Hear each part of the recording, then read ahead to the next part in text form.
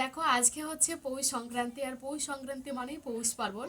তো জানি না তোমাদের মানে যারা ভিডিওটা দেখছো তোমাদের দিকে এইসব বানানোর নিয়ম আছে কিনা, বাট আমাদের গ্রামের মধ্যে এই জিনিসগুলো সবাই বানায় আজকের দিনে।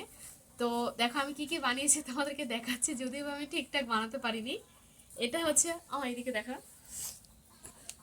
ওখানে ওখান থেকে দেখাও।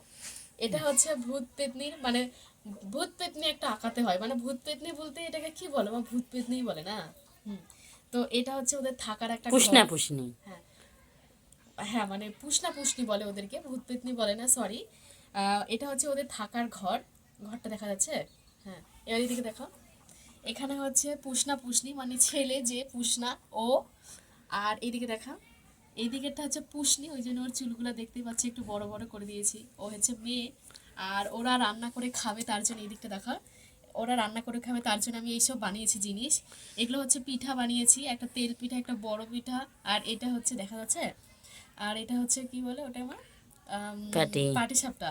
হ্যাঁ, ওদের আরো বানানোর জন্য তো জিনিস লাগবে, তার জন্য এখানে দেখো কড়াই বানিয়েছি, এখানে হাঁড়ি বানিয়েছি, এটা চামচ, এটা কি বলে এটাকে হাতা। হাতা, এটা ছুল্লা, এদিকে বালতি। আর এটা আমি একটা সসপ্যান বানিয়েছি, কিন্তু এটা ধানের বস্তার মতো লাগছে, যদিও বা আমি বানাতে পারিনি। আর এটা হচ্ছে মই বানাতে হয়, মানে আরো মানে যে চাষবাস করার সামগ্রীগুলো বানাতে হয়, মই, ওখানে সত্তা। আর ওই দিকের এটা হচ্ছে কুলা একটা, চাল ঝাড়বে তার জন্য কুলা। আর ওই দিকে লাস্টের দিকে ওগুলো দেখা। আর ওগুলো হচ্ছে ছোটটা হচ্ছে একটা কাদা হয়, আমি জানি না, নিজেও জানি না আমি এটা কি বানিয়েছি। আর বড়টা হচ্ছে একটা হাসা মানে বটি, যেটাতে তরকারি কাটতে হয়। আমি জানি না আমি নিজেও কি বানিয়েছি, এবার আমার দিকে দেখো। আমি জানি আমি ঠিকঠাক বানাতে পারিনি, কারণ আমি এই জিনিসগুলো অত ভালো বানাতে পারি না।